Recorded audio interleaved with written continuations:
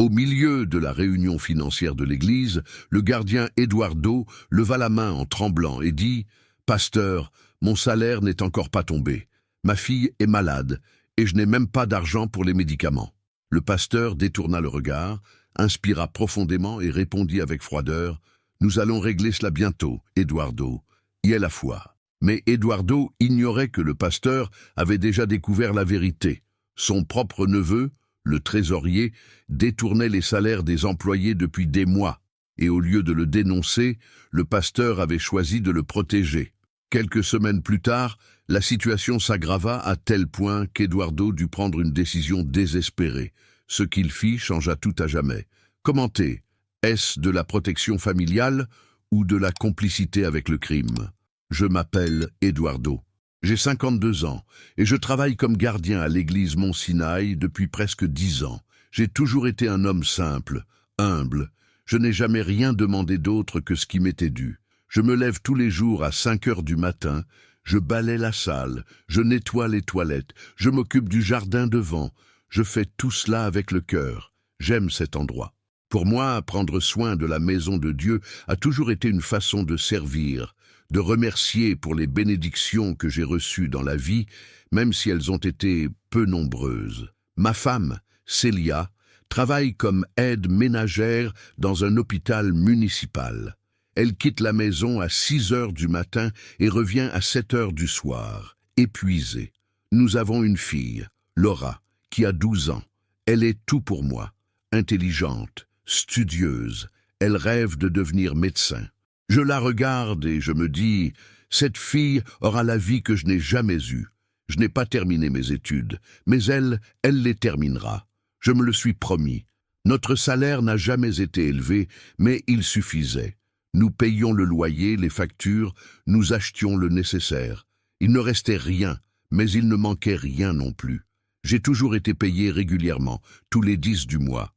J'ouvrais l'application de la banque, je voyais l'argent, et je respirais soulagé. Mais en mars de cette année, quelque chose a changé. Le 10 est arrivé et rien. Je suis allé au distributeur. J'ai passé la carte. Rien. J'ai pensé, ça doit être un retard de la banque. J'ai attendu un jour de plus. Rien. 2 jours. Rien.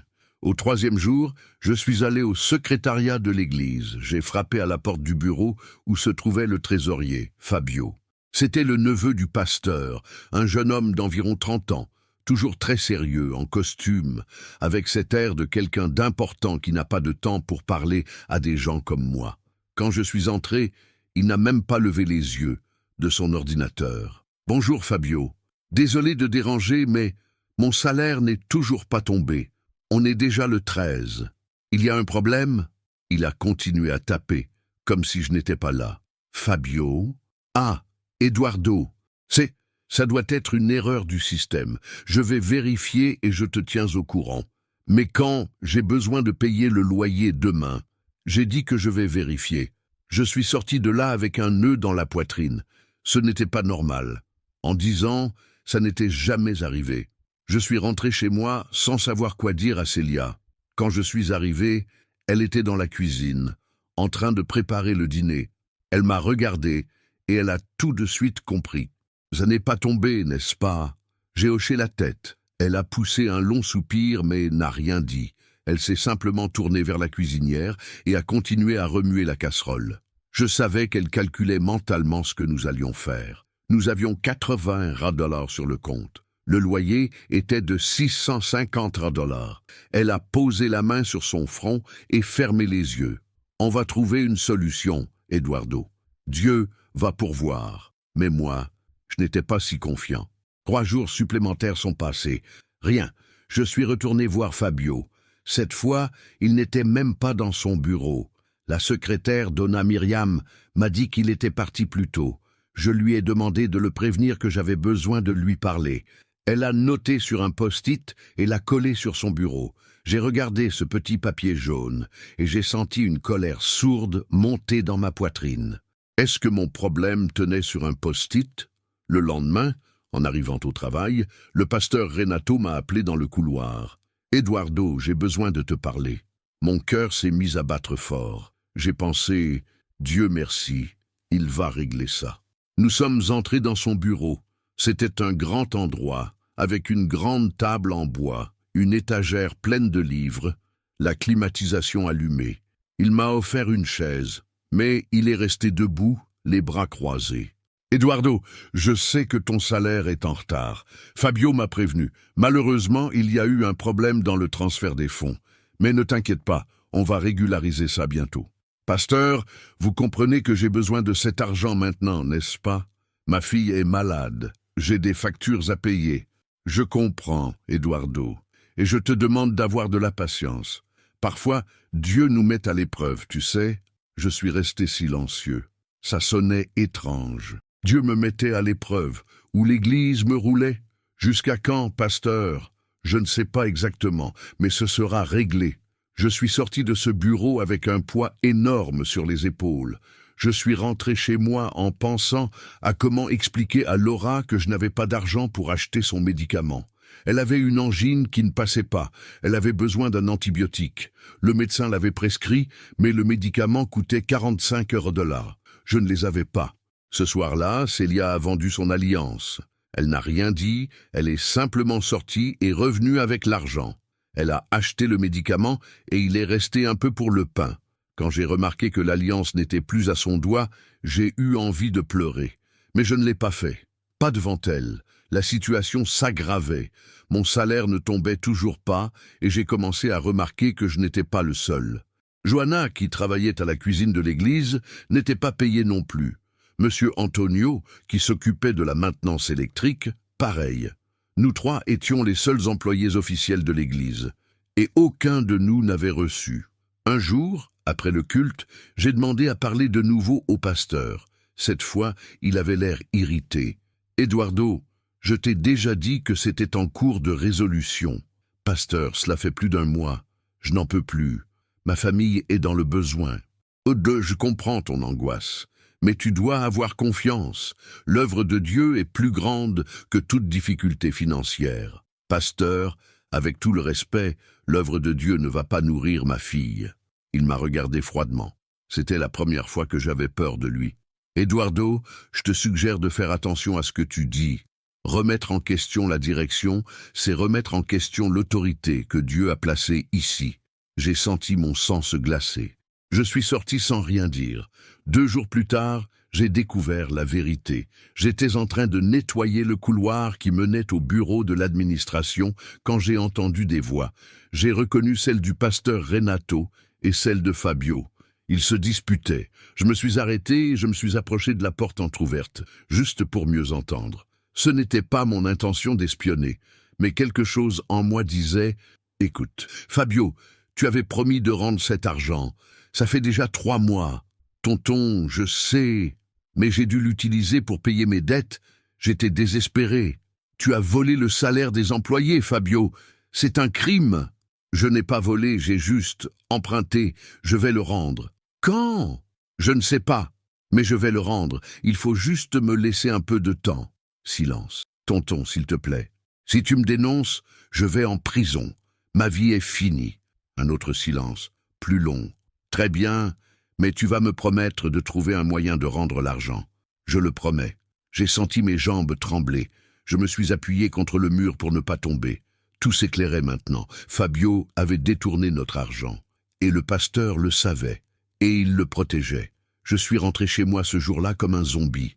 Je n'arrivais pas à assimiler ce que j'avais entendu. L'homme en qui j'avais confiance, celui qui prêchait l'honnêteté, la justice et l'amour du prochain, couvrait un voleur. Et ce voleur laissait ma famille dans la misère. Quand je suis arrivé à la maison, Célia pleurait dans la cuisine. Laura était à côté d'elle, lui tenant la main. Qu'est-ce qui s'est passé? La propriétaire de l'appartement est venue aujourd'hui. Elle a dit que si on ne payait pas d'ici vendredi, elle nous mettrait dehors. J'ai senti quelque chose se briser en moi. J'ai regardé Laura. Elle m'a regardé avec ses grands yeux effrayés, et à ce moment-là, j'ai pris une décision. J'allais faire quelque chose. Cette nuit-là, je n'ai pas réussi à dormir. Je suis resté à regarder le plafond, à écouter la respiration de Célia à côté de moi. Elle était épuisée, mais je savais qu'elle non plus ne dormait pas vraiment. On faisait ça parfois. On faisait semblant de dormir pour ne pas inquiéter l'autre. Je me suis levé du lit avec précaution, je suis allé dans la cuisine et je me suis assis sur la chaise en plastique déjà cassée d'un côté. J'ai mis mes mains sur la tête et j'ai essayé de réfléchir. Qu'est-ce que je pouvais faire? Dénoncer le pasteur? Dénoncer Fabio? Mais qui allait me croire? Je n'étais que le gardien. Personne n'allait écouter ce que j'avais à dire. Et pire, si je faisais ça, je perdrais probablement mon travail. Et alors, comment j'allais faire vivre ma famille? Mais en même temps, comment continuer à travailler dans cet endroit, sachant que l'homme qui devait me protéger me trahissait? Comment allais-je balayer ce sol, nettoyer ces bancs, prendre soin de cette maison de Dieu, en sachant que Dieu y était déshonoré? Le lendemain, quand je suis arrivé à l'église, j'ai essayé d'agir normalement. J'ai pris le balai, j'ai commencé à balayer le parking. Mais chaque mouvement me paraissait lourd. Je regardais ce grand bâtiment, beau, avec les murs peints, le jardin bien entretenu, et je pensais, combien d'argent passe par ici? Combien d'argent entre chaque dimanche avec les dîmes et les offrandes? Et où va cet argent s'il ne sert pas à payer ceux qui travaillent? Johanna est venue me parler pendant la pause. Elle avait les yeux rouges. On voyait qu'elle avait pleuré. « Eduardo, tu as été payé? »« Non. Et toi ?» Elle a secoué la tête. « Je n'en peux plus. Mon fils a besoin d'un médicament sous ordonnance. Je n'ai même pas d'argent pour acheter du riz. Hier, j'ai mangé seulement du pain avec du café. Mon mari est au chômage. Je suis la seule à travailler.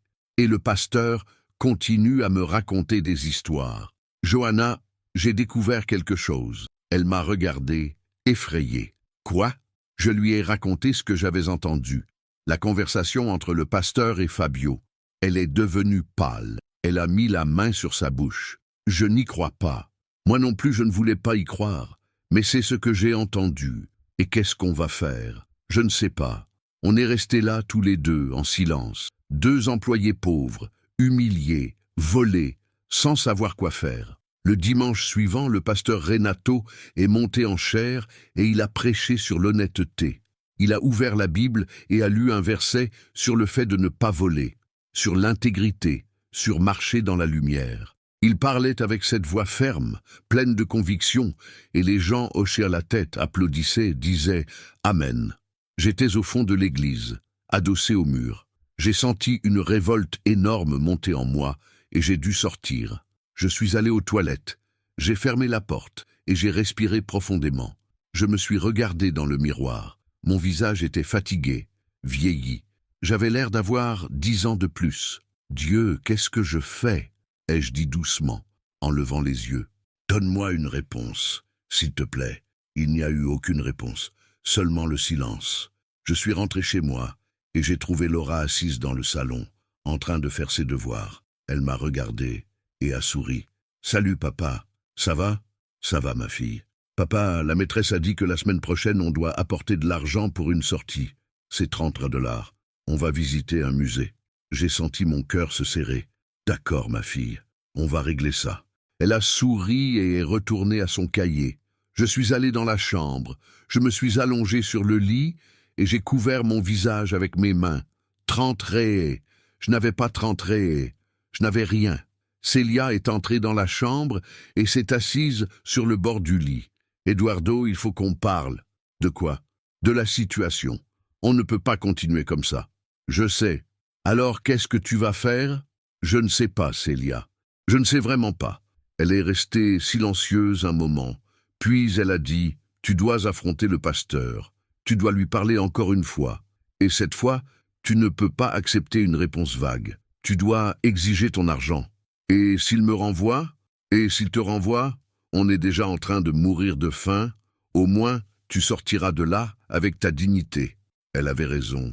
Il fallait que je fasse quelque chose. Le lendemain, j'ai frappé à la porte du bureau du pasteur. Il était au téléphone, mais m'a fait signe d'entrer. Je suis resté debout en attendant qu'il termine l'appel. Quand il a raccroché, il m'a regardé avec impatience. « Qu'est-ce qu'il y a, Eduardo ?»« Pasteur, il faut que je vous parle sérieusement. »« De quoi ?»« De mon salaire. Ça fait déjà 2 mois. Je n'en peux plus.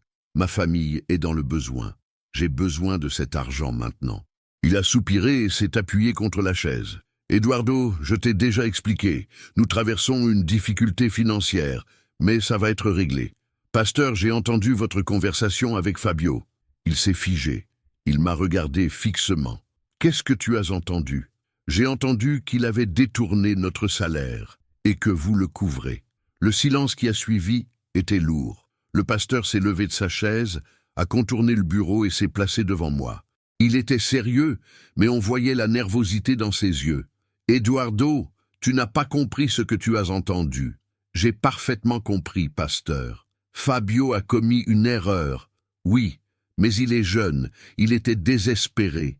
Il va rendre l'argent. Et en attendant, moi, Johanna et monsieur Antonio, on ne mange pas. Je vais trouver un moyen de régler ça.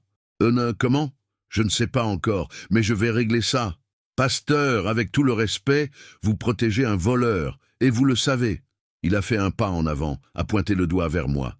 Fais attention à ce que tu dis, Eduardo. Fabio est mon neveu. Il est de ma famille. Je ne vais pas détruire sa vie pour une erreur. Et ma vie? La vie de ma famille? Ça ne compte pas? Bien sûr que ça compte, mais tu dois comprendre que c'est plus compliqué que ça. Ce n'est pas compliqué, pasteur. C'est simple, il a volé, et vous le couvrez. Le pasteur a inspiré profondément, essayant de se contrôler. Eduardo, je vais te demander une chose, n'en parle à personne. Ça peut détruire la réputation de l'Église, ça peut éloigner les fidèles, ça peut anéantir tout ce qu'on a construit ici. Et moi, j'y gagne quoi? Je vais te payer. Je vais trouver un moyen de réunir l'argent et de te payer, mais tu dois me donner du temps. Combien de temps? 2 semaines? 2 semaines? Eduardo, s'il te plaît. Je l'ai regardé. J'ai vu du désespoir dans ses yeux. Mais ce n'était pas du désespoir pour moi. C'était du désespoir pour lui-même.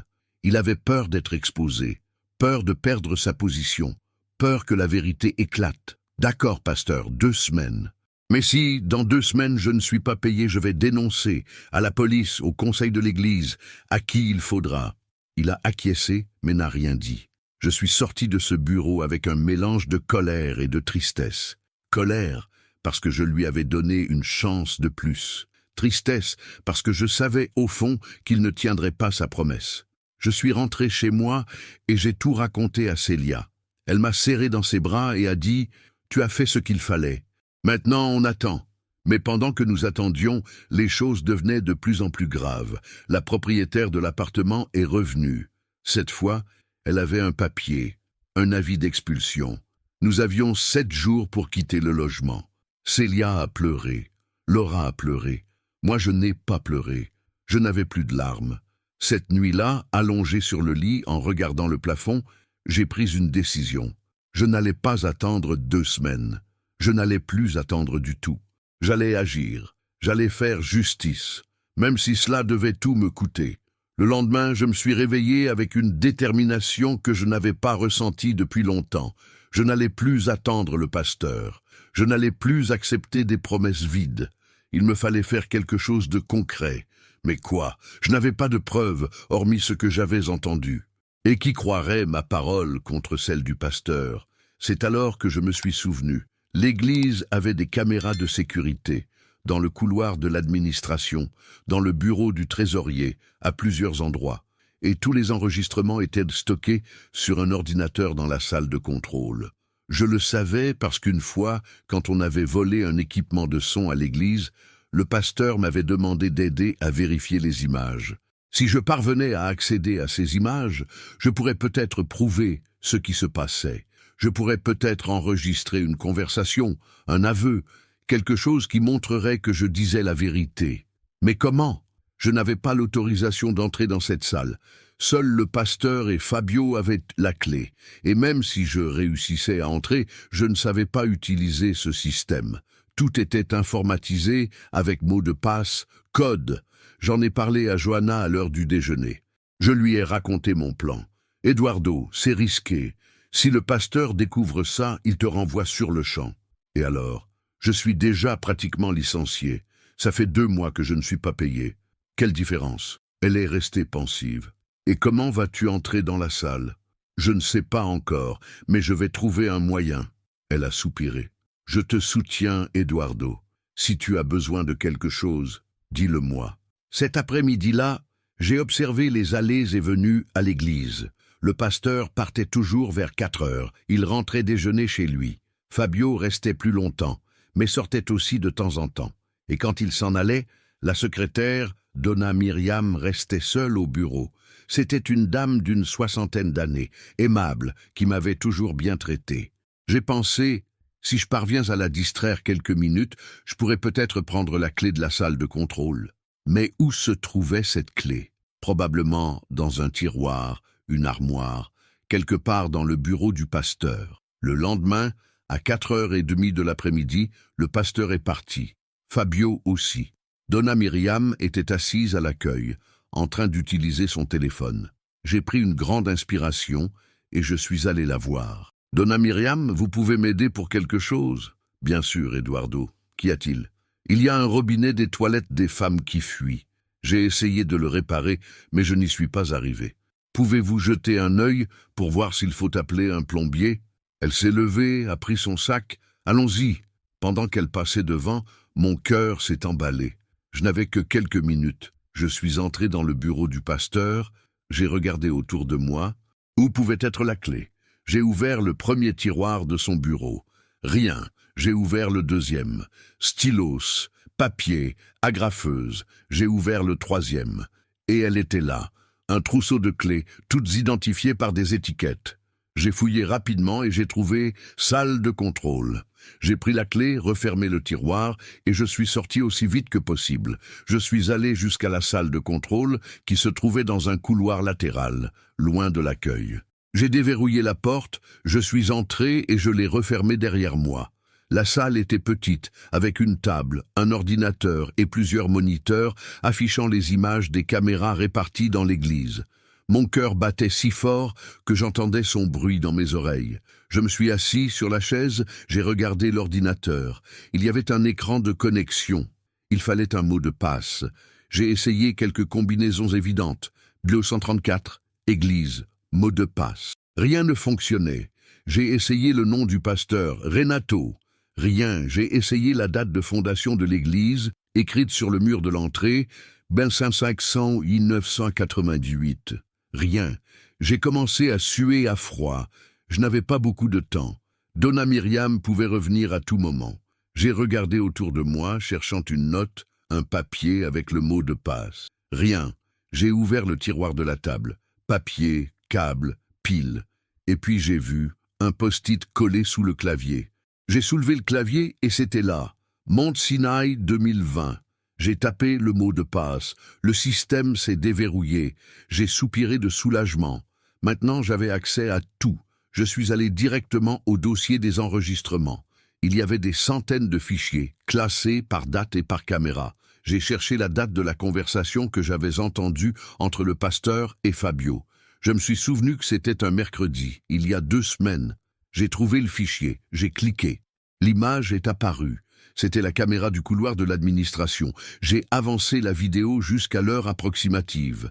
Et alors, j'ai entendu leur voix sortant du bureau. On ne voyait pas clairement les visages, mais on entendait. « Fabio, tu avais promis que tu rendrais cet argent. Tonton, je sais, mais j'ai dû l'utiliser pour payer mes dettes. Tu as volé le salaire des employés, Fabio. C'est un crime. » Voilà, j'avais la preuve. J'ai enregistré cet extrait sur une clé USB que j'avais apportée. Quand j'ai terminé, j'ai éteint l'ordinateur. Je suis sorti de la salle, j'ai verrouillé la porte et je suis retourné en courant remettre la clé dans le tiroir du pasteur. En arrivant au bureau, j'ai failli tomber nez à nez avec Donna Myriam. « Eduardo, qu'est-ce que tu fais ici ?» Je me suis figé. Je voulais voir si le pasteur avait laissé un message pour moi. Elle m'a regardé avec méfiance. « Un message? Quel message?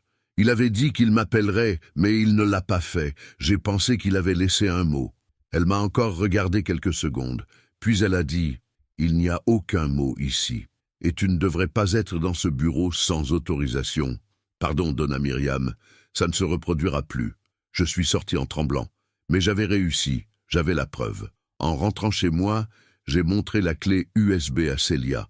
Elle l'a branchée sur son ordinateur portable et a regardé la vidéo. Quand elle a fini, elle m'a regardé les yeux écarquillés. « Eduardo, c'est... C'est la preuve qu'il te fallait. Je sais. Et maintenant, qu'est-ce que tu vas faire? Je vais apporter ça au conseil de l'Église. Il doit me savoir ce qui se passe.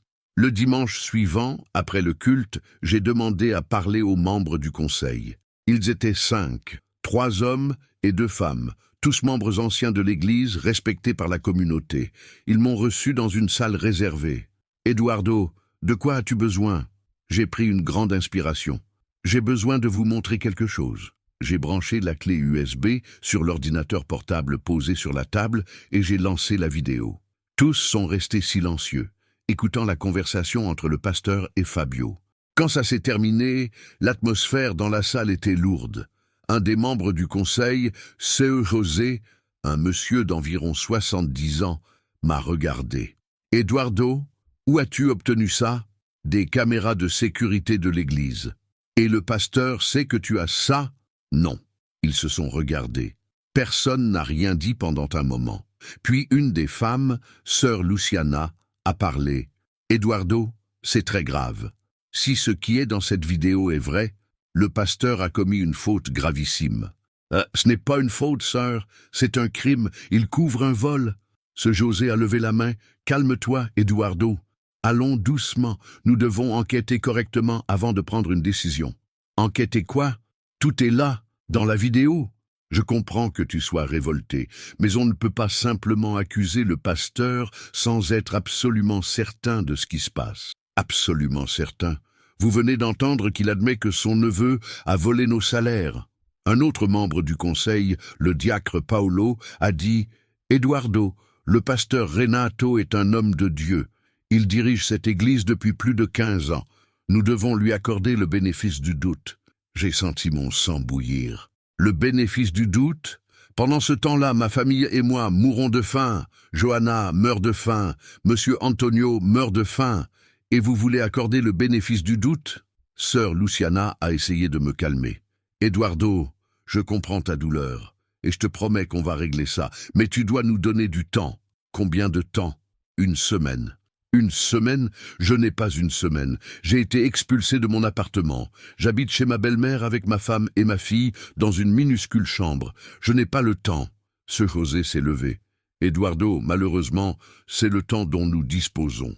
Nous allons convoquer une réunion extraordinaire avec le pasteur et Fabio et les confronter avec cet enregistrement. Mais d'ici là, je te demande de n'en parler à personne. Entendu? Je l'ai regardé. Je les ai tous regardés, et j'ai compris quelque chose qui m'a mis en colère et m'a attristé en même temps. Ils n'allaient rien faire. Ils allaient protéger le pasteur, parce qu'il était important, parce qu'il était le leader. Et moi, je n'étais que le gardien. Entendu? Je suis sorti de cette salle vaincu. Je suis rentré chez moi, et j'ai tout raconté à Célia. Elle m'a serré dans ses bras et a pleuré avec moi. 3 jours se sont écoulés. La réunion extraordinaire que le conseil avait promise a eu lieu, mais je n'y ai pas été invité, ni Johanna, ni Monsieur Antonio.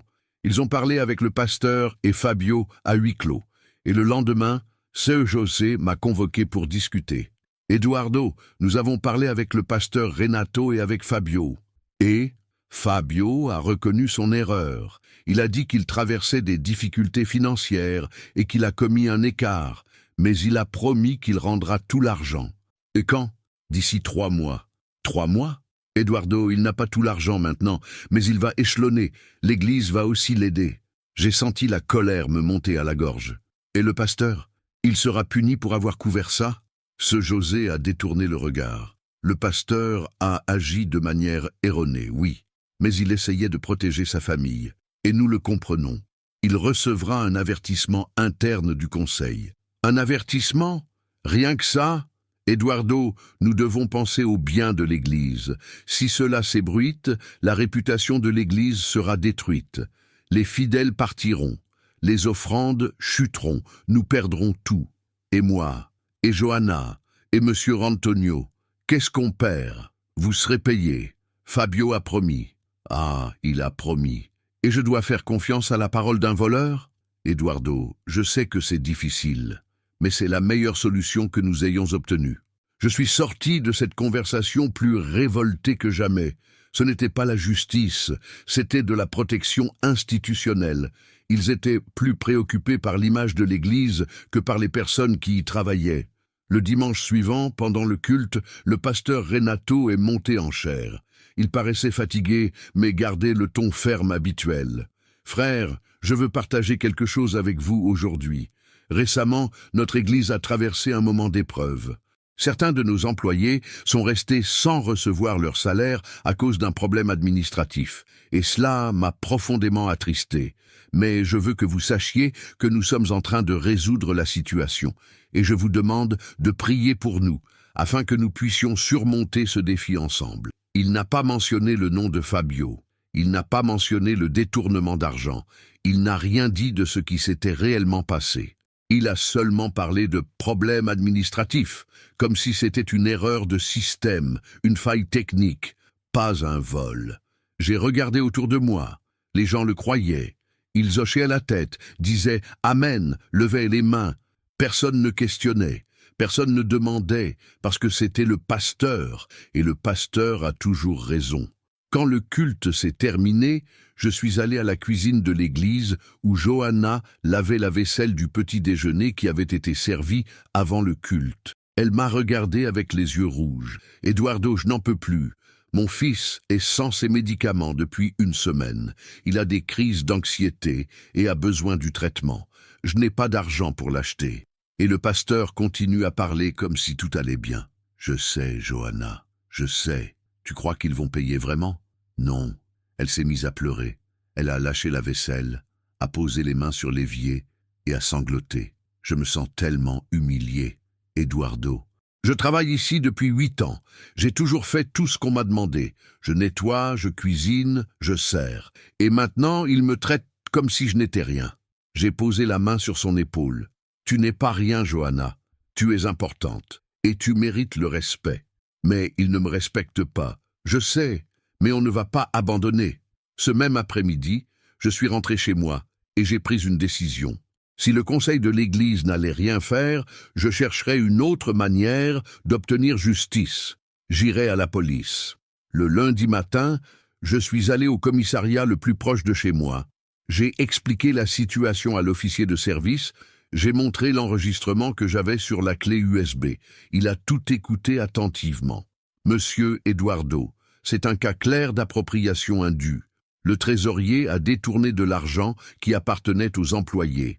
Et le pasteur, en couvrant, devient complice. Mais je dois vous informer que c'est aussi une affaire relevant du droit du travail. Vous devrez engager une action contre l'Église. Mais vous pouvez enquêter ? Je peux. Mais l'enquête peut prendre des mois, et vous aurez besoin d'un avocat pour garantir le respect de vos droits. Je n'ai pas d'argent pour un avocat. Alors adressez-vous à l'aide juridictionnelle, défense publique. Ils vont vous aider. Je suis sorti du commissariat avec un récépissé de dépôt de plainte. Ce n'était pas grand-chose, mais c'était quelque chose. 2 jours plus tard, j'ai reçu un appel. C'était Donna Myriam, la secrétaire de l'église. « Eduardo, le pasteur veut te parler. Tu peux venir maintenant ?» Je suis allé. En entrant dans son bureau, il était assis derrière le bureau, avec une expression dure. Fabio était à ses côtés, les bras croisés. « Eduardo, j'ai appris que tu es allé à la police. » Je n'ai pas répondu. « Tu penses que c'était correct ? » « Je pense que chercher la justice est toujours correct. » Le pasteur a frappé la main sur la table. « La justice ? Tu es en train de détruire cette église, Eduardo. Tu sais ce qui va se passer si la police vient ici enquêter ? Ça va sortir dans la presse. Ça va devenir un scandale. Les gens vont perdre la foi. Les gens devraient perdre la foi en ceux qui les volent. » Fabio a fait un pas en avant. « J'ai déjà dit que je rendrai l'argent. Quand ? Dans 3 mois ? Dans 1 an ? Jamais ?» Le pasteur s'est levé de sa chaise. « Eduardo, je vais te faire une proposition. Retire la plainte et je te paierai personnellement. Maintenant, les 2 mois de salaire que tu n'as pas reçus, en espèces. » Je l'ai regardé. J'ai vu la peur dans ses yeux. Il avait peur d'être exposé, peur de tout perdre. Et Johanna et Monsieur Antonio, eux aussi, je paie les 3. Et Fabio, il sera puni ? Le pasteur a hésité. Il sera écarté de la fonction de trésorier. Rien que ça ? Oui, Je suis resté silencieux, pensif. Une partie de moi voulait accepter. J'avais désespérément besoin de cet argent. Mais une autre partie savait que si j'acceptais, je vendrais ma dignité. J'accepterais que ce qu'ils avaient fait était juste. Que les puissants peuvent faire ce qu'ils veulent tant qu'ils paient après. Non! Les yeux du pasteur se sont écarquillés. Comment ça, non? Je ne retirerai pas la plainte, et je n'accepterai pas votre argent, parce qu'il ne s'agit pas d'argent. Il s'agit de justice, et vous devez répondre de ce que vous avez fait. Le pasteur est devenu rouge de colère. Eduardo, tu fais une erreur, une très grosse erreur. Peut-être, mais au moins je dormirai en paix. Je suis sorti de ce bureau le cœur battant à tout rompre. Je savais que je venais de signer ma condamnation. Il ne me le pardonnerait pas, et j'avais raison. Le lendemain, en arrivant au travail, Donna Myriam m'a remis une enveloppe. Eduardo, je suis désolé. J'ai ouvert l'enveloppe. C'était une lettre de licenciement. Motif: faute grave pour rupture de confiance et déloyauté envers l'institution. J'ai senti mes jambes trembler. Il m'avait licencié, après 10 ans de travail. Après tout ce que j'avais fait pour cette église, il m'avait simplement jeté. Je suis rentré chez moi sous le choc. Quand je l'ai raconté à Célia, elle m'a pris dans ses bras et a pleuré avec moi. Eduardo, qu'est-ce qu'on va faire maintenant? Je ne sais pas, mon amour, mais on va s'en sortir. Ce soir-là, Laura est venue me voir et a demandé « Papa, pourquoi tu es triste ?» Je l'ai regardée et j'ai forcé un sourire. « Je ne suis pas triste, ma fille, juste fatiguée. » Papa, la maîtresse a dit qu'on devait apporter l'argent pour la sortie demain. Tu as réussi? J'ai senti mon cœur se briser. Non, ma fille, je n'ai pas réussi.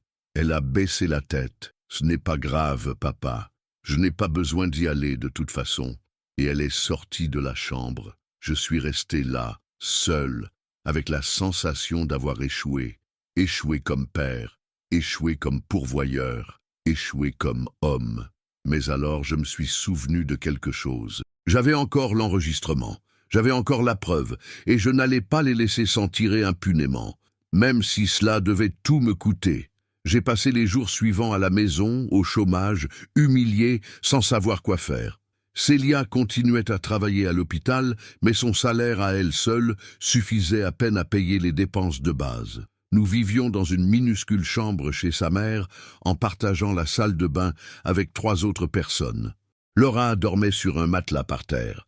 Chaque nuit, je regardais cela et je ressentais une telle honte que je n'arrivais pas à dormir. L'enquête de la police avançait lentement. Le commissaire m'avait appelé en disant qu'ils avaient besoin de plus de documents, plus de preuves, plus de temps. Toujours plus de temps. Pendant ce temps, le pasteur Renato et Fabio restaient libres, conduisant l'église comme si de rien n'était. Un jour, j'ai reçu un message sur mon téléphone. Il venait d'un numéro inconnu. « Eduardo, je suis journaliste au portail Vérité aujourd'hui. J'ai eu connaissance de votre plainte contre l'église Mont-Sinaï. J'aimerais parler avec vous. Pouvons-nous convenir d'un rendez-vous ?» J'ai regardé ce message et j'ai ressenti quelque chose que je n'avais pas ressenti depuis des semaines, de l'espoir. Si la police ne faisait rien, peut-être que la presse le pourrait.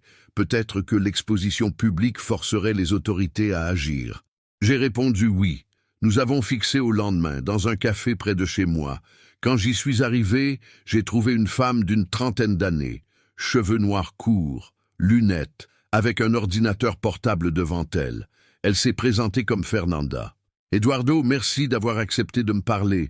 Je sais que cela doit être difficile pour vous d'aborder ce sujet. » « Oui, mais je veux que les gens sachent ce qui s'est passé. Pouvez-vous tout me raconter depuis le début ?» J'ai raconté. Tout. Depuis le jour où mon salaire n'était pas tombé, en passant par la découverte de la conversation entre le pasteur et Fabio, jusqu'au licenciement pour faute grave. Elle notait tout, enregistrait sur son téléphone, posait des questions. Quand j'ai fini, elle est restée silencieuse quelques secondes. « Eduardo, c'est extrêmement grave. Et vous avez des preuves ?»« Oui, l'enregistrement de leur conversation. Vous pouvez me l'envoyer ?»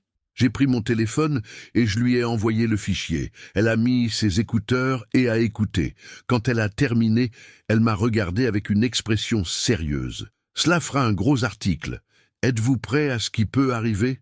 Qu'est-ce que vous voulez dire? Quand cet article sortira, il aura des répercussions. L'Église essaiera de se défendre. Ils s'en prendront à vous. Ils diront que vous mentez, que vous avez été licencié pour d'autres raisons, que vous êtes animé par la rancœur. Vous devez être prêt à cela. Je le suis. Vous en êtes sûr? Oui, parce que je dis la vérité. Et la vérité finit toujours par triompher. Elle a souri. J'espère que oui, Eduardo. J'espère que oui. 3 jours plus tard, l'article a été publié. Le titre était « Un pasteur d'église évangélique couvre le vol des salaires des employés par son neveu ». L'article contenait tout, mon interview, l'enregistrement, les témoignages de Johanna et de M. Antonio, des photos de l'église. C'était complet, détaillé, dévastateur. En quelques heures, l'article est devenu viral. Des milliers de partages, des commentaires, de l'indignation. Les gens étaient furieux.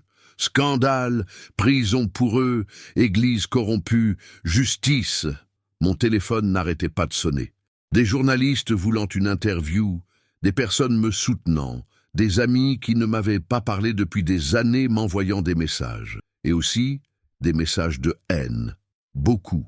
Des gens me traitant de traître, de menteur, d'ennemi de Dieu. Le lendemain, l'Église a publié une note officielle sur les réseaux sociaux. Elle disait que l'accusation était fausse, que j'avais été licencié pour incompétence et déloyauté, que j'inventais des mensonges pour diffamer l'institution. Elle disait qu'elle allait poursuivre en justice le portail d'information et moi pour calomnie et diffamation. Mais la vérité était déjà exposée. Et les gens savaient.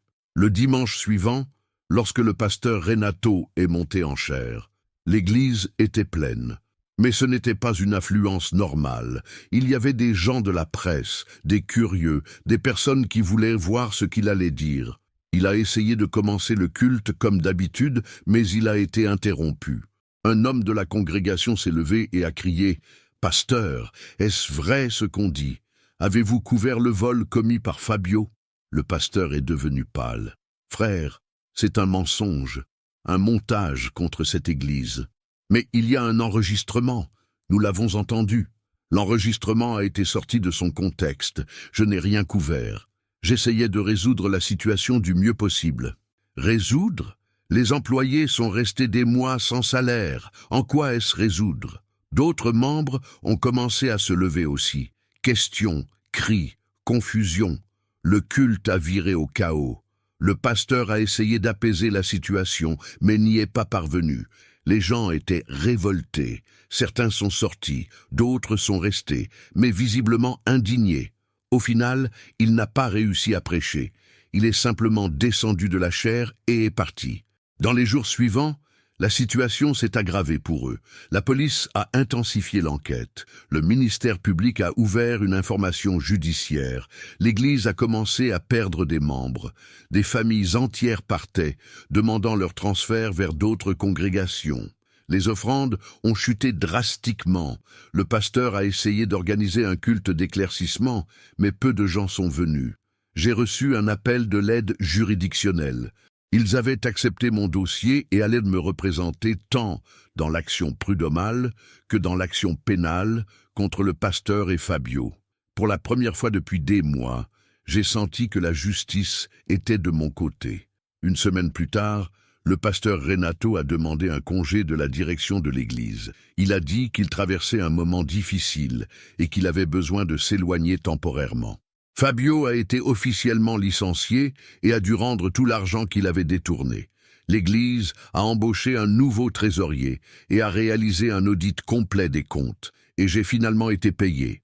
Tous les mois de salaire en retard, plus l'indemnisation pour le licenciement abusif. Ce n'était pas une fortune, mais c'était suffisant pour que nous repartions de zéro. Nous avons loué un petit appartement, mais à nous.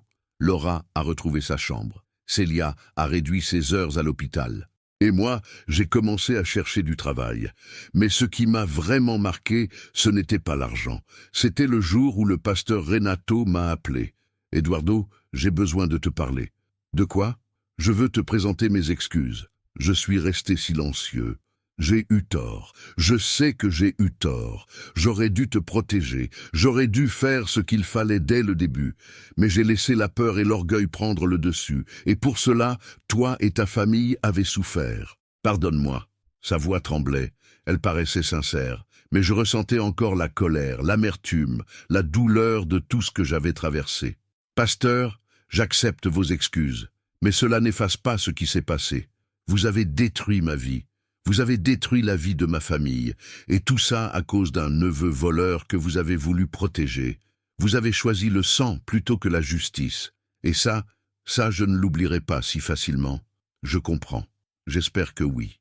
J'ai raccroché. Quelques jours après ce coup de téléphone, il s'est passé quelque chose que je n'attendais pas. Johanna m'a appelé, nerveuse. « Eduardo, tu dois voir ce qui se passe à l'église. Qu'est-ce qu'il y a ?» Les membres se rassemblent. Ils demandent le départ définitif du pasteur. Ce soir, il y aura une assemblée extraordinaire. Tout le monde sera là. Tu dois venir. Je ne fais plus partie de cette église, Johanna. Mais c'est toi qui as commencé tout ça. C'est toi qui as révélé la vérité. Tu dois être là pour voir la fin. J'y ai réfléchi quelques secondes. Elle avait raison.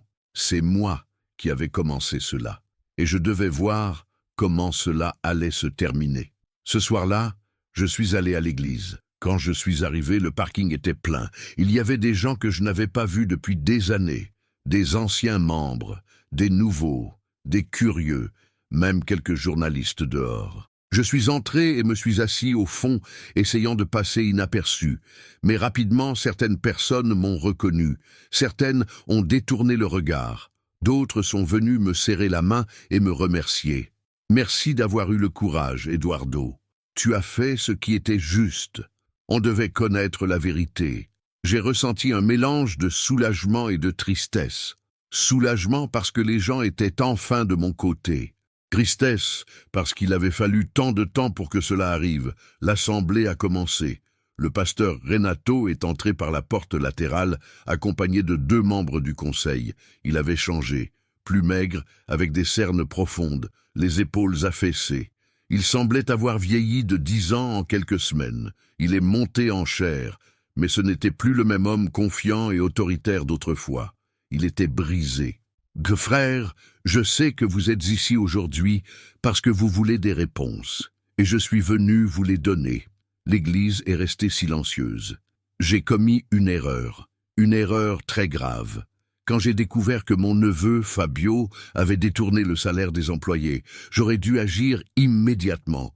J'aurais dû le dénoncer, corriger, punir, mais je ne l'ai pas fait. J'ai essayé de le protéger, parce qu'il fait partie de ma famille, parce que je pensais pouvoir arranger les choses autrement. Et ce faisant, j'ai failli à mes devoirs envers vous. J'ai failli envers les employés. J'ai failli envers Dieu. Certaines personnes ont commencé à pleurer. D'autres secouèrent la tête incrédules. Je sais qu'une demande de pardon n'effacera pas ce qui s'est passé. Elle ne rendra pas le temps qu'Eduardo, Johanna et M. Antonio ont perdu. Elle n'effacera pas la douleur, l'humiliation, la souffrance qu'ils ont endurée. Mais je dois demander pardon, publiquement, devant vous tous.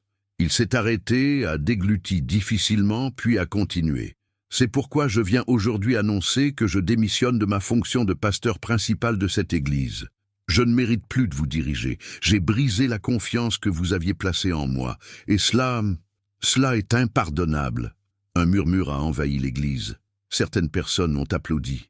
D'autres sont restées silencieuses, encore sous le choc. Le pasteur est descendu de la chaire. Quand il est passé près de moi, nos regards se sont croisés. J'ai vu de la honte dans ses yeux, et peut-être un peu de repentir sincère. Mais je n'ai pas ressenti de pitié. Seulement la certitude que la justice, enfin, avait été faite. Après son départ, le président du conseil a pris la parole et a annoncé qu'une nouvelle direction serait élue dans les mois à venir, qu'un audit complet des finances de l'Église serait mené, et que des mesures seraient prises pour que quelque chose de semblable ne se reproduise jamais. À la fin de l'assemblée, Johanna est venue vers moi. Elle pleurait, mais c'était des larmes de soulagement. « On a réussi, Eduardo. On a réussi. Oui, on a réussi. Nous sommes sortis ensemble de cette église. Je me suis retourné une dernière fois. Cet endroit que j'avais tant aimé, que j'avais servi pendant tant d'années, semblait désormais différent. plus petit, plus fragile. Mais en même temps, je savais que quelque chose d'important venait de se produire là. La vérité avait triomphé. La justice avait été rendue. Et peut-être, juste peut-être, que les gens qui restaient là auraient désormais une meilleure église. Une église plus honnête. Une église qui honorait vraiment le nom qu'elle portait. Je suis rentré chez moi ce soir-là, en pensant à tout ce qui s'était passé, à ces derniers mois de douleur, de lutte, de désespoir, à toutes les fois où j'avais voulu abandonner, à toutes les fois où j'avais cru que cela ne valait pas la peine. Quand je suis arrivé, Célia et Laura étaient dans le salon, en train de regarder la télévision. Laura a couru vers moi et m'a serré dans ses bras. « Papa, maman m'a dit que le pasteur a quitté l'église. C'est vrai ?»« C'est vrai, ma fille. »« Alors ça veut dire qu'on a gagné ?» Je l'ai regardé et j'ai souri. Ça veut dire que la justice a gagné. Célia est venue me rejoindre et m'a aussi serré dans ses bras. Nous sommes restés là, tous les trois, enlacés, une famille qui avait traversé le feu, mais qui avait survécu. Ensemble, cette nuit-là, allongé dans mon lit, j'ai enfin réussi à dormir en paix. Pour la première fois depuis des mois, je n'ai pas ressenti ce poids sur ma poitrine.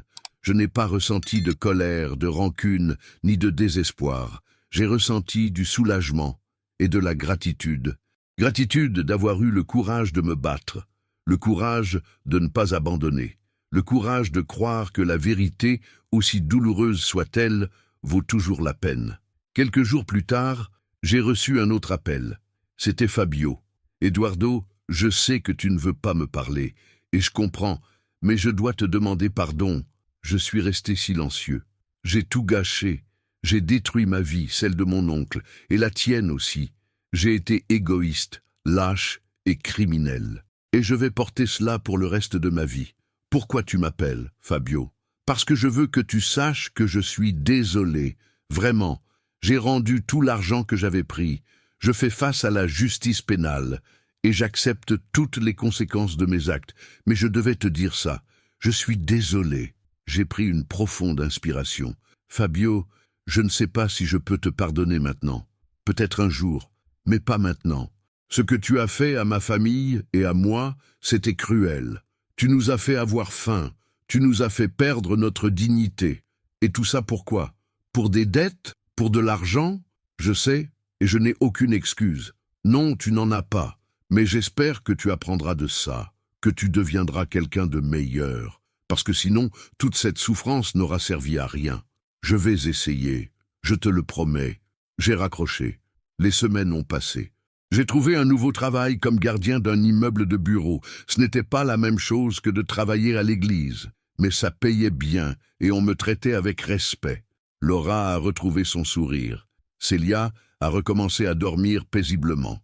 Et moi, j'ai retrouvé l'espoir. Un dimanche, je me suis réveillé avec l'envie d'aller à l'église. Pas à Mont Sinaï, mais ailleurs. Célia m'a regardé, surprise. « Tu en es sûr ?»« Oui. Je ne vais pas laisser ce qui s'est passé détruire ma foi. L'église m'a trahi. Les gens m'ont trahi, mais Dieu, lui, non. Nous sommes allés dans une petite congrégation près de chez nous. Elle était simple, modeste, sans apparat. Le pasteur était un vieil homme, à la voix douce, qui prêchait avec sincérité. Personne ne me connaissait là-bas, personne ne savait mon histoire. Et cela, c'était libérateur. Quand le culte s'est terminé, le pasteur est venu me voir. « Première fois ici ?»« Oui, soyez le bienvenu. Comment vous appelez-vous ?»« Eduardo. »« Eduardo, si vous avez besoin de quoi que ce soit, nous sommes là. Cette maison est la vôtre. » J'ai souri. Et pour la première fois depuis longtemps, j'ai senti que c'était vrai. 6 mois s'étaient écoulés depuis le jour où le pasteur Renato avait publiquement renoncé à son poste. L'église Mont Sinaï ne fut plus jamais la même. Une partie de la congrégation partit, désillusionnée par ce qui s'était passé. D'autres restèrent, déterminés à reconstruire cette institution à partir de zéro. Un nouveau pasteur fut élu.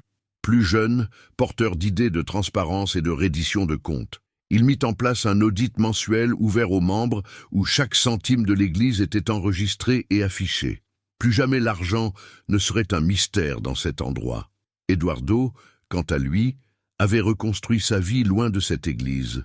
Son travail dans l'immeuble de bureau se passait bien. Il était payé à temps, respecté par ses collègues et par l'administration. Ce n'était pas un emploi prestigieux, mais il était honnête. Et pour lui, après tout ce qu'il avait vécu, l'honnêteté valait plus que n'importe quel poste important. Célia avait également trouvé un nouveau travail, comme assistante administrative dans une clinique privée. Le salaire était meilleur, l'horaire plus souple. Elle avait pu réduire ses heures à l'hôpital et passait désormais plus de temps à la maison. Laura, peu à peu, avait retrouvé le sourire. Elle avait obtenu d'excellentes notes à l'école et continuait de rêver de devenir médecin.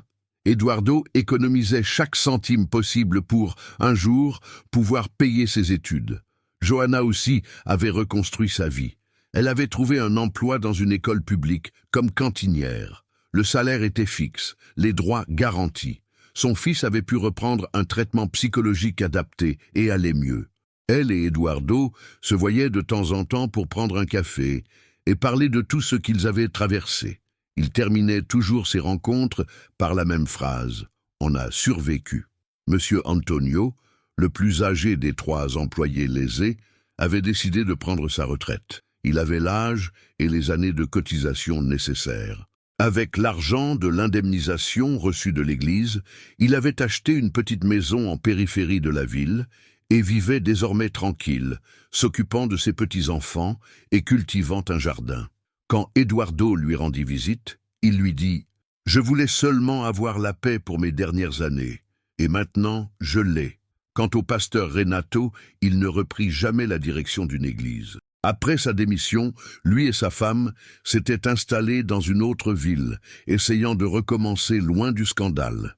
Certains disaient qu'il avait ouvert un petit commerce, d'autres qu'il donnait des cours particuliers de théologie.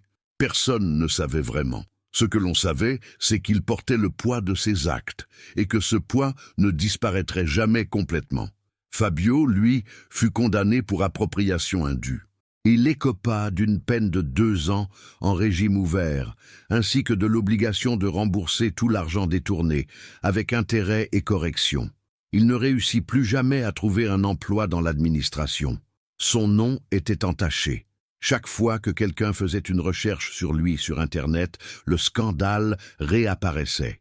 Il avait appris de la manière la plus dure que les choix ont des conséquences, et que ces conséquences durent toute une vie. Un jour, Eduardo le croisa dans la rue. Une rencontre inattendue, gênante. Fabio baissa la tête et tenta de passer, mais Eduardo l'appela. « Fabio !» Il s'arrêta, se retourna lentement. « Eduardo, pas la peine de dire quoi que ce soit. Je veux juste que tu saches une chose, je t'ai pardonné. » Fabio écarquilla les yeux. « Tu m'as pardonné ?»« Oui, pas parce que tu le mérites, mais parce que je ne veux plus porter la haine en moi. J'ai passé des mois à ressentir de la colère, de la révolte, de l'amertume, et cela me détruisait de l'intérieur.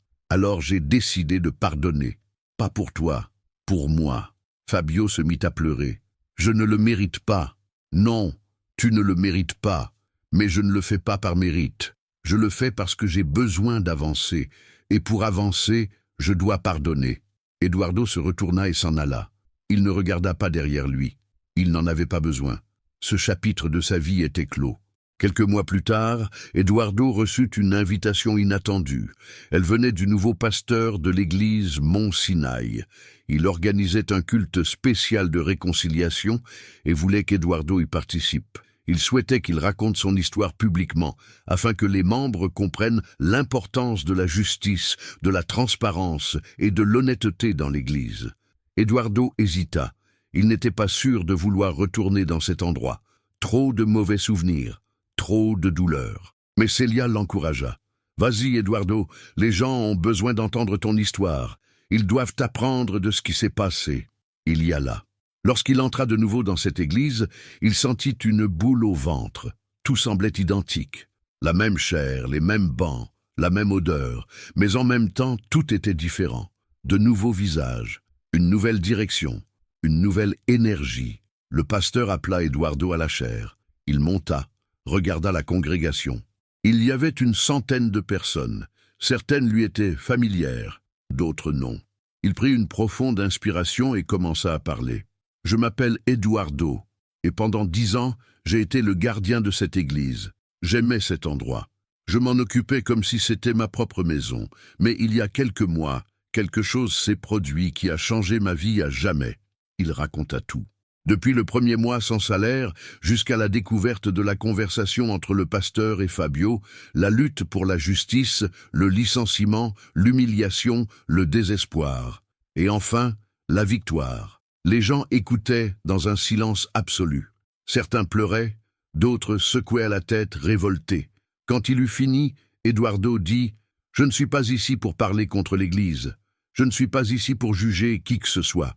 Je suis ici pour dire une chose. Les dirigeants sont humains.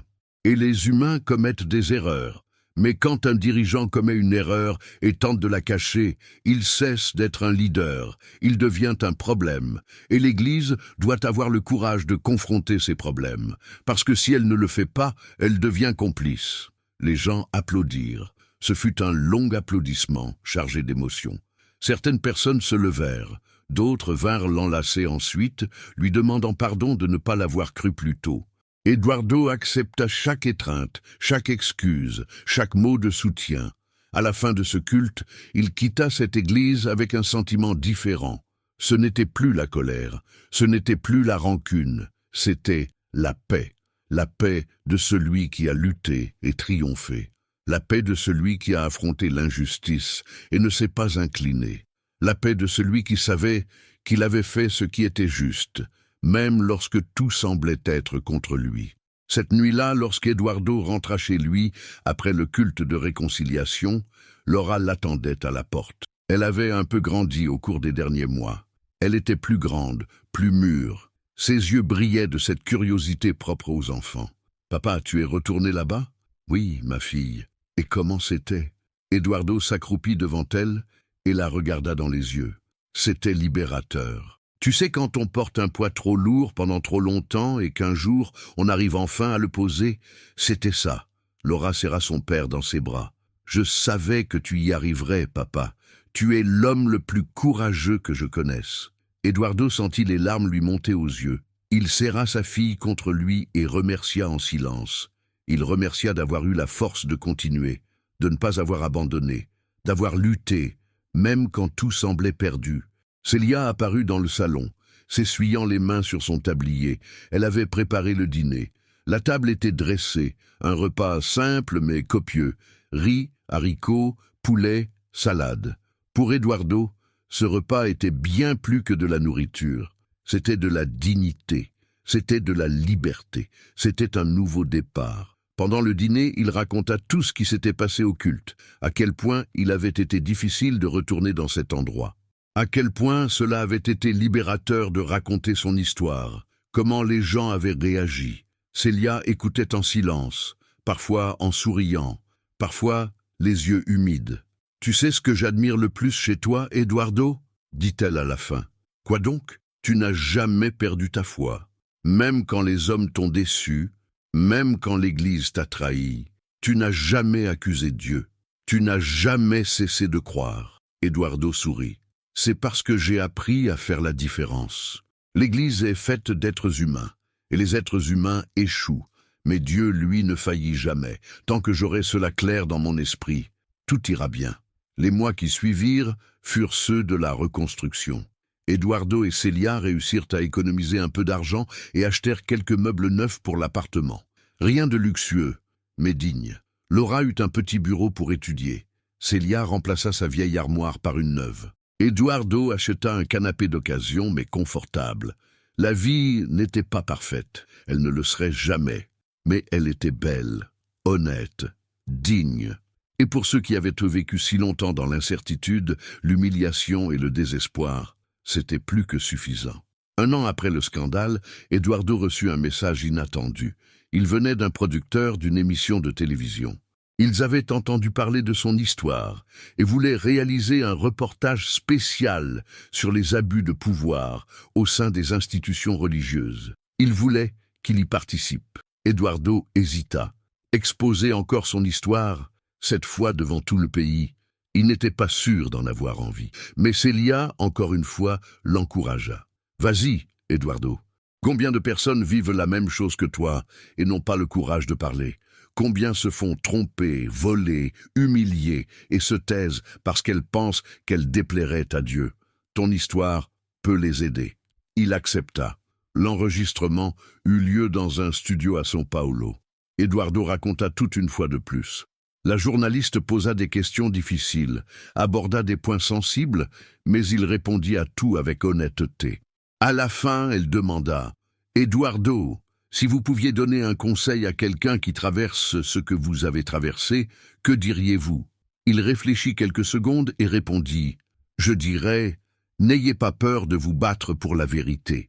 Peu importe la puissance de la personne qui vous fait du mal, peu importe le nombre d'amis qu'elle a, peu importe combien de gens douteront de vous, la vérité triomphe toujours. Cela peut prendre du temps, cela peut faire mal, cela peut coûter cher. Mais à la fin, la vérité gagne toujours, et quand elle gagne, vous dormez en paix, et la paix, aucune somme d'argent ne peut l'acheter. » Le reportage fut diffusé 3 semaines plus tard. Il eut un grand retentissement. Eduardo reçut des centaines de messages de personnes ayant vécu des situations semblables. Des personnes qui se reconnaissaient dans sa douleur. Des personnes qui se sentaient encouragées à dénoncer les abus qu'elles subissaient. L'un de ces messages venait d'une femme nommée Patricia. Elle expliquait qu'elle travaillait comme secrétaire dans une église depuis 5 ans sans être déclarée, sans droits sociaux, sans congé, sans rien. Et lorsqu'elle avait voulu protester, on l'avait menacée de licenciement. L'histoire d'Eduardo lui avait donné le courage de saisir la justice du travail. Quelques mois plus tard, elle envoya un autre message. Elle avait gagné son procès et obtenu tous ses droits. Eduardo conserva ce message. Il les garda tous, parce qu'ils étaient la preuve que tout ce qu'il avait enduré n'avait pas été vain. Il avait semé des graines de justice. Et maintenant, ces graines germaient. 2 ans après le scandale, l'église Mont-Sinaï était complètement transformée. La nouvelle direction avait mis en place un système de gestion transparent. Tous les employés étaient déclarés avec leurs droits garantis. Les finances de l'église étaient auditées chaque mois par une société indépendante, et tout membre pouvait demander à consulter les rapports financiers. La congrégation avait diminué, mais ceux qui restaient étaient des personnes engagées envers la vérité, la justice et l'intégrité. L'église n'était plus cet endroit pompeux et bondé. C'était un lieu simple, mais honnête, et cela valait plus que n'importe quel spectacle. Eduardo ne retravailla jamais dans cette église. Mais il y retournait de temps en temps. Il s'asseyait au fond, écoutait la prédication, saluait quelques visages connus, et il repartait toujours avec un sentiment de paix. Quant à Laura, elle continua de grandir. Elle fut admise à l'université avec une bourse intégrale dans une faculté de médecine publique. Elle allait réaliser son rêve de devenir médecin. Le jour où elle reçut la nouvelle de son admission, elle serra son père dans ses bras et lui dit « Merci, papa, de ne jamais avoir abandonné, d'avoir lutté, de m'avoir appris qu'il ne faut jamais se courber devant l'injustice. » Eduardo pleura. Il pleura de fierté, de joie, de soulagement. Tout ce qu'il avait vécu, tout ce qu'il avait combattu, tout ce qu'il avait souffert en valait la peine. Parce que sa fille était là, forte, déterminée, prête à conquérir le monde. Et il avait fait partie de cette victoire. L'histoire d'Eduardo n'est pas seulement celle d'un homme volé et trahi. C'est une histoire de courage, d'intégrité, de justice. C'est une histoire sur l'importance de ne pas se taire face à l'abus, même quand tout le monde autour cherche à étouffer la vérité.